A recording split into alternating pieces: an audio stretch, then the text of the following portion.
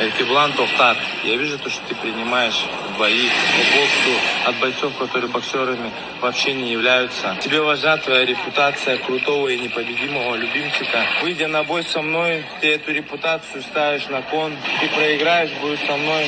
Ты этого боишься, я это знаю, Эркебулан. Отвечай сам за себя. Не стоит отправлять там непонятных бойцов, которые...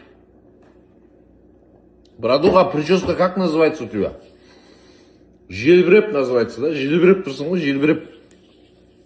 Не стоит там драться с непонятными бойцами деп қояды.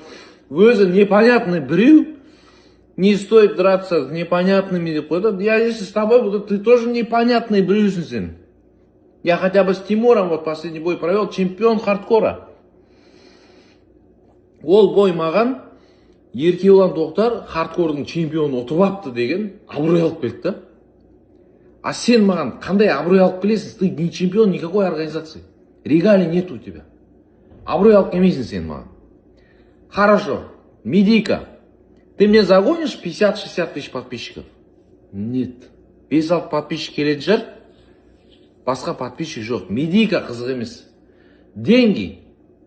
Здесь поподробнее. А это уже интересно. Деньгами ты меня можешь заинтересовать. Қалай істейсің? Инструкция саған. Бауырым, инструкция.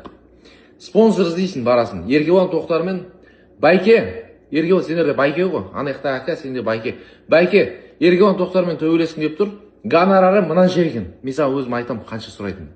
Мынанша екен. Бар ма сондай ақша? Пул бар ма сондай? Берес па? Беретін болса, сол ақшаны аласың. Жол жөнекей құртпай, маған алып келесің. Брат, ақша дайын, кел төбелесейік. Болды. Ақшамен ғана заинтересовать ете аласың. Сенде регалий жоқ. Чемпион емессің сен. Сен маған абырой алып келмейсің, подписчик алып келмейсің, медийка алып келмейсің. Тек қана ақша алып келесің. Так что ақшаға сыз ізде. Либо бір организацияның чемпионы бол, чтобы маған бойымен сен ұтқан кезде маған абырой келетіндей. Либо медийкаңды өсір, либо ақша. Ең оңай вариант ақша ғой, короче, ақша іздесей. Ізде да кел, мен осындан қарбыз жеп отырмын. Күтем сені.